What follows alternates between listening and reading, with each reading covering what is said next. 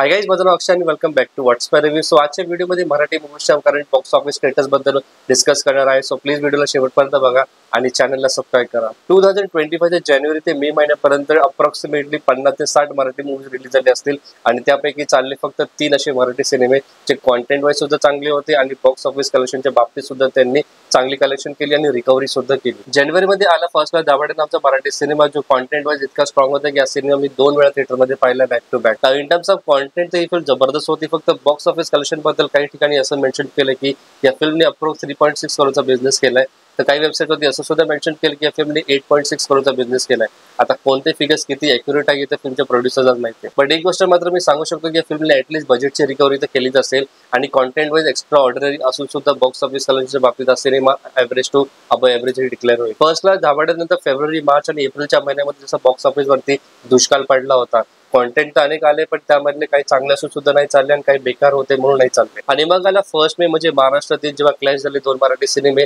त्यांनी content wise ऑडियन्सचं मन जिंकलं आणि बॉक्स ऑफिस कलेक्शन सुद्धा बऱ्यापैकी चांगलं करत आहे. आता थांबायचा नाही, हा एक इन्स्पायरिंग सिनेमा होता ज्यामध्ये कॉमेडी आणि इमोशनचा सॉलिड तडका मारला होता आणि या फिल्मने टिल डेट 5 to 6 करोडचा बिझनेस केला आणि अजून थिएटरमध्ये चालत आहे. आणि दुसरीकडे होता गुलकर नावाचा मराठी चित्रपट, जो एक out and out comedy cinema होता आणि या फिल्मने बॉक्स ऑफिस लीड केला आहे आणि टिल डेट हा सिनेमा नंबर 1 सिनेमा आहे 2025 चा. अँड एज पर विकिपीडिया फिल्मने ऑलरेडी 6.45 करोडचा बिझनेस केला आणि बजेटची रिकव्हरी सुद्धा झाली आहे. सो आय रिलीव्ह फिल्मचं फायनल कलेक्शन डबल डिजिट मध्ये असो. या तिन्ही चित्रपटांनी ऑडियन्सला एन्जॉयबल एक्सपिरियन्स दिला आणि कलेक्शन वाईज सुद्धा बऱ्यापैकी चांगला बिझनेस केला आहे.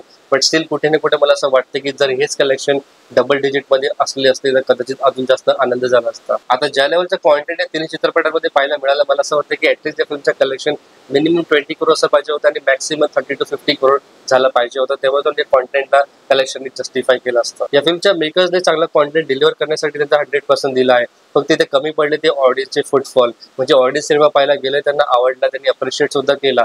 फक्त इथे कमी पडला तो अवेअरनेस. मराठी सिनेमासाठी जर ऑडियन्सचे फुटफॉल वाढणार नाही तर अशाच प्रकारे आपले कलेक्शन लोअर एंड वरती होत राहतील.